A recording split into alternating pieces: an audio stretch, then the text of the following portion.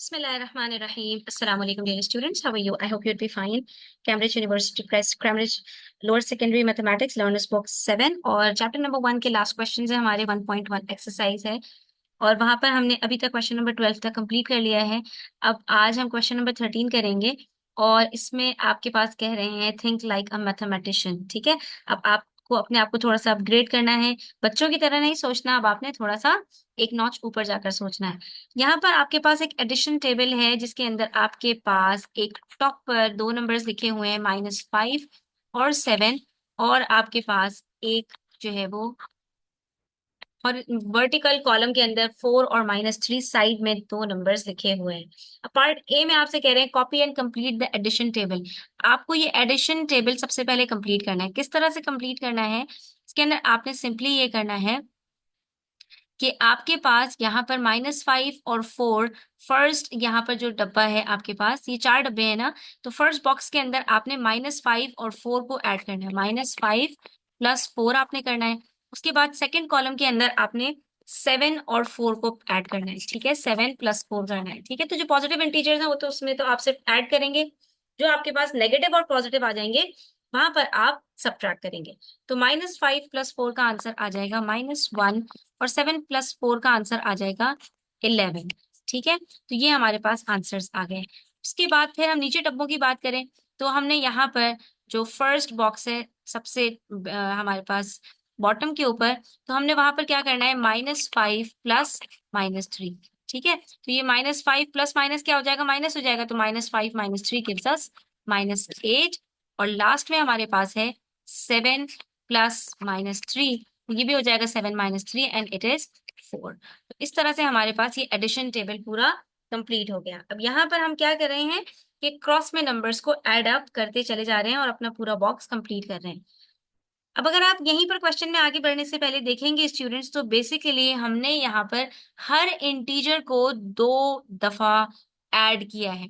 एक दफा 4 को -5 से ऐड किया और एक दफा इसी 4 को हमने 7 से ऐड किया। सिमिलरली -3 को एक मरतबा मैंने -5 से ऐड अप किया और -3 को एक मरतबा मैंने 7 से ऐड अप किया। और अगर हम अपने जो हमारे पास टॉप पर नंबर्स हैं -5 और 7, इनको भी हमने बारी बारी एक मरतबा 5 को 4 से और एक मरतबा -5 को -3 से ऐड किया। इसी तरह 7 को एक मरतबा -3 से ऐड किया और एक मरतबा +4 से ऐड किया।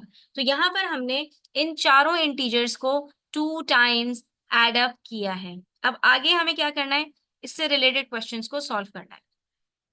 हमसे यहाँ पर कह रहे हैं at the 4 answers inside the addition table. अब ये जो आपने 4 आंसर्स निकाले हैं ना, इनको भी आपस में एड अप कीजिए। और किस तरह एड अप कीजिए, इन चारों को एक साथ, कैसे, -1 + -11 + -8 + 4।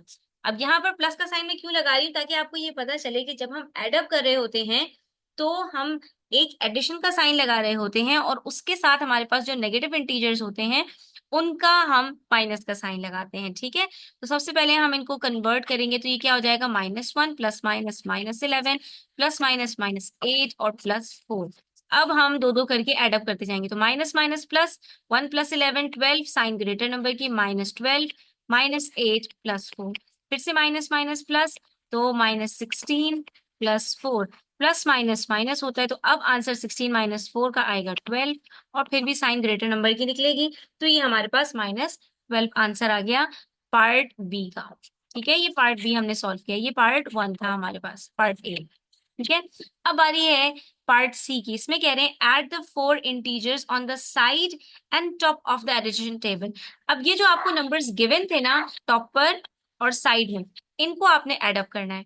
ठीक है, अब आपने यहाँ पर थोड़ा सा कुछ नोटिस करना है कि अभी जो हमने नंबर्स एड अप किए थे ये इन्हीं नंबर्स के सम थे, लेकिन हर नंबर 2 टाइम्स एड अप हुआ हुआ था। ठीक है, तो अब जब इन्हीं चारों इंटीजर्स को हम एक मरतबा एड अप करेंगे तो डेफिनेटली हमारे पास जो आंसर आना चाहिए वो -12 का हाफ आना चाहिए। ठीक है, तो ये हम मैथमेटिशियन की तरह सोचते हुए आगे बढ़ रहे हैं। अब हमने क्या करना है, -1 + 7 + 4 और +-3 करना है। ठीक है, इन चारों को एडअप करना है, तो -5 + 7 आंसर क्या आएगा, प्लस माइनस माइनस और आंसर आएगा 2।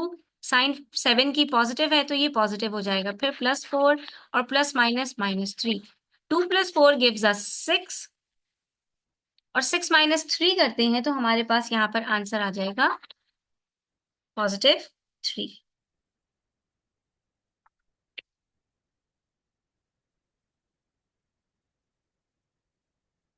ठीक है स्टूडेंट्स। अच्छा जी। अच्छा, यहाँ पर स्टूडेंट्स एक चीज में मिस्टेक की है हमने, कि यहाँ पर हमने जब 4 और 7 को एड अप किया था तो यहाँ पर हमारे पास आंसर पॉजिटिव आना चाहिए था और हमने इसको नेगेटिव कर दिया। इसको भी हम यहाँ पर सही कर देते हैं, ठीक है।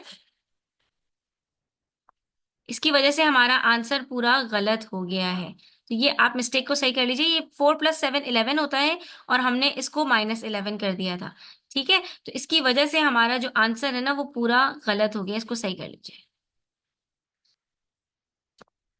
अच्छा जी, यहाँ पर देखिए -1 + 11 का आंसर हमारे पास आएगा, प्लस माइनस माइनस होता है, उसका आंसर आएगा +10। फिर 10 - 8 जब हम करेंगे तो यहाँ पर आंसर आएगा 2, और 2 + 4 करेंगे तो आंसर आएगा 6। तो ये आंसर आना चाहिए पार्ट बी का हमारे पास 6।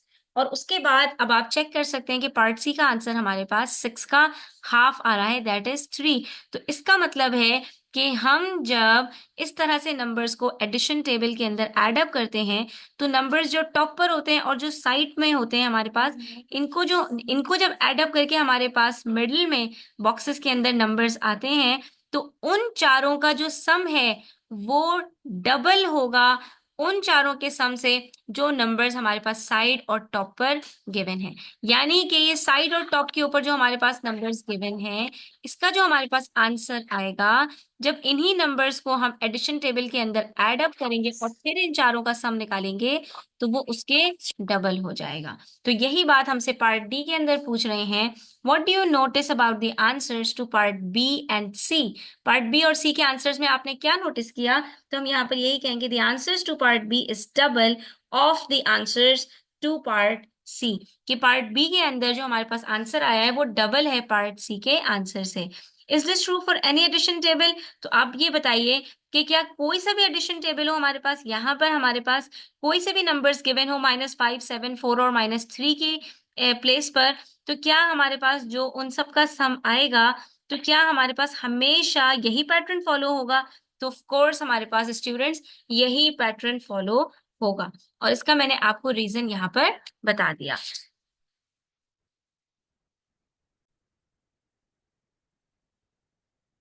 तो स्टूडेंट्स हम इसके स्टेटमेंट में यहाँ पर क्या लिखेंगे, हम सबसे पहले ये बता देंगे कि we notice that the answers to part B is twice of the answers to part C. ये हमने इसके अंदर देख लिया। और उसके बाद फिर इन्होंने पूछा is this true for any addition table. तो yes, it's true for any addition table because inside the addition table we have added the integers on the side and on the top twice. हमने तमाम के तमाम integers जो हमारे पास given थे side में और टॉप में, हमने उन सबको 2 टाइम्स एड अप किया है। तो जाहिर है जब तमाम इंटीजर्स को हम डबल करते जा रहे हैं तो जब उन सबको ऐड करेंगे तो यहाँ पर क्या होगा, यहाँ पर हमारे पास आंसर डबल हो जाएगा। बेसिकली यहाँ पर आप देख सकते हैं क्या हो रहा है, 4 + -5, ठीक है, +4 + -1। तो ये 2 दफा आ गया ना, इस तरह तमाम इंटीजर्स आपके पास 2 2 दफा एड अप हो रहे होंगे तो आपका आंसर भी यहाँ पर क्या होगा, डबल हो जाएगा। सिंपल, ठीक है। और अगर आप चाहें तो यहाँ पर आप एक टेबल बनाकर और इस तरह से एक और एग्जाम्पल भी कर सकते हैं, ठीक है। एडिशन टेबल बनाएं, यहाँ पर आप सॉल्व करें इसको। आप यहाँ पर नंबर्स ले लें अपने पास 6 और -1, और इसी तरह से यहाँ पर नंबर लें, कोई से भी आप नंबर्स लेकर आप अपने आंसर्स को वेरीफाई कर सकते हैं, ठीक है। आप इस तरह से टेबल बनाएंगे जब स्टूडेंट्स, तो आपके पास इन सब का जो सम आएगा वो क्या आएगा, 6 - 2 4, -2 -1 -3, और इसके बाद इन दोनों का आंसर आएगा -4 और 6 का 2, और इन दोनों का आंसर आएगा -5। तो अब आप इन चारों को एड अप कीजिए, 4 -3 + 2 -5, इसका आंसर आएगा आपके पास -2। और इन चारों को जो टॉप पर आपके पास गिवन है 6 -1 -2 -4, इन सब का आंसर आपके पास आ जाएगा -1। तो -2 का हाफ क्या होता है, -1। तो इसका मतलब है ये रूल हमारा सब जगह पर अप्लाई होगा, ठीक है स्टूडेंट्स। उसके बाद हमारे पास क्वेश्चन नंबर 14 है, उसमें कह रहे हैं 3 integers are equally spaced on a number line, 2 of the integers are -3 and 7। एक नंबर लाइन बनाइए, ठीक है। नंबर लाइन के ऊपर आपसे कह रहे हैं सिंपल कि यहाँ पर आपके पास दो इंटीजर्स हैं -3 और 7 और ये इक्वली प्लेस्ड है, ठीक है। अच्छा, यहाँ पर आपके पास दो इंटीजर्स नहीं है बल्कि यहाँ पर आपके पास तीन इंटीजर्स हैं और ये दो इंटीजर्स उसमें से -3 और 7 हैं और ये इक्वली स्पेस्ड है, यानी इनके बीच में नंबर ऑफ यूनिट्स का जो डिफरेंस है वो इक्वल है। -3 और 7 के बीच में बताइए कि आपके पास यहाँ पर कौन सा नंबर आ सकता है।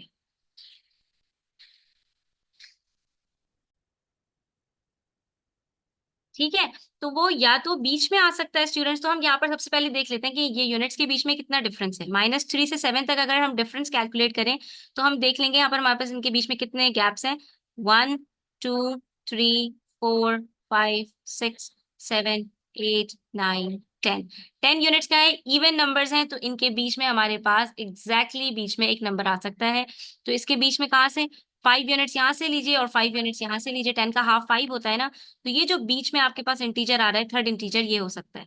कैसे कि दो इंटीजर अगर -3 और 7 है तो थर्ड इंटीजर हमारे पास 2 आ सकता है, क्योंकि इन्होंने हमें कोई लिमिट नहीं बताई कि वो -3 के लेफ्ट साइड पर होना चाहिए, 7 से ग्रेटर होना चाहिए, -3 से स्मॉलर होना चाहिए या इनके मिडिल में आना चाहिए। इन्होंने सिर्फ इतना कहा तीन इंटीजर्स हैं और उनके बीच में जो डिफरेंस है, उनके बीच में जो स्पेस है, गैप है, वो सेम है, इक्वल है। ठीक है, तो यानी कि अगर एक इंटीजर से लेके दूसरे इंटीजर तक के बीच में 5 यूनिट्स का डिफरेंस है तो दूसरे से तीसरे के बीच में भी 5 यूनिट्स का डिफरेंस होगा। ठीक है, तीन यूनिट्स बराबर बराबर डिस्टेंस के ऊपर मार्क किए गए हैं, जिसमें से दो इंटीजर्स -3 और 7 हैं। तो आप ये बताइए कि आपके पास थर्ड इंटीजर क्या होगा।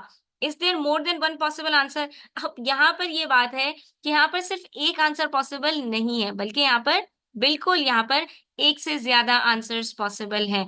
क्योंकि अगर हम चाहें तो इनके बिल्कुल मिडिल में भी मार्क कर सकते हैं, 2 मार्क हो जाएगा हमारे पास। और आप देख सकते हैं दोनों के बीच में 5 यूनिट्स का गैप है, तो हम यहाँ पर कह सकते हैं the other integer could be +2। और अब यहाँ पर अगर हम देखें तो इनके बीच में 10 यूनिट्स का डिफरेंस है। हम चाहें तो 10 यूनिट्स बैकवर्ड चले जाएं -3 से, तो आप यहाँ पर देखिए 1 2 3 4 5 6 7 8 9 10। थर्ड यूनिट हमारे पास -13 भी हो सकता है। अब हमारे पास तीनों यूनिट्स के बीच में 10 यूनिट्स का डिफरेंस होगा। ठीक है, -13 से -3 के बीच में भी 10 यूनिट्स का डिफरेंस है और -3 से 7 के बीच में भी 10 यूनिट्स का डिफरेंस है। ठीक है, तो ये हमारे पास -13 भी हो सकता है। और अगर हम 7 से राइट साइड पर चले जाएं और 7 से राइट साइड 10 यूनिट्स मार्क करें तो देखिए यहाँ पर 1 2 3 4 5 6 7 8 9 और 10। तो ये हम कहाँ पहुंच जाएंगे 17 के ऊपर। ठीक है, तो ये हमारे पास थर्ड इंटीजर 17 भी हो सकता है। अभी भी तीनों के बीच में जो डिफरेंस है वो इक्वल है, 10 यूनिट्स का है। ठीक है, तो क्योंकि यहाँ पर इन्होंने कोई और हमारे पास कंडीशंस नहीं लगाई, कोई और लिमिट्स नहीं लगाई, तो ये तीनों आंसर्स पॉसिबल हैं। +2, -13 और +17 कुड बी दी इंटीजर्स। ठीक है, और यहाँ पर हमारे पास ये तीन पॉसिबल आंसर्स क्यों आ सकते हैं, इसकी वजह ये है कि इन्होंने हमसे सिर्फ इतना कहा है कि इन तीनों इंटीजर्स के बीच में जो डिस्टेंस है वो इक्वल है। तो अब इनके मिडिल में भी एक आंसर आ सकता है, -3 के लेफ्ट साइड पर भी एक आंसर आ सकता है और 7 के राइट साइड पर भी एक आंसर आ सकता है। ठीक है, उसके बाद यहाँ पर आपसे कह रहे हैं compare your answer with your partners, critic each others method. ठीक है, और इसके बाद हो सकता है कि आपके पार्टनर ने कुछ और आंसर्स निकाले हो तो आप चेक कर सकते हैं वहां पर, लेकिन इसके पॉसिबल यही तीन आंसर्स हैं। आज के लिए इतना ही स्टूडेंट्स, इंशाल्लाह हम नेक्स्ट वीडियो के अंदर नेक्स्ट एक्सरसाइज स्टार्ट करेंगे, तो मेरे साथ जुड़े रहिए। चैनल पर नए हैं तो सब्सक्राइब कर लीजिए, वीडियो अच्छी लगी हो तो लाइक कीजिएगा, अपने फ्रेंड्स के साथ शेयर कीजिएगा। अपना बहुत सारा ख्याल रखिएगा। अल्लाह हाफिज।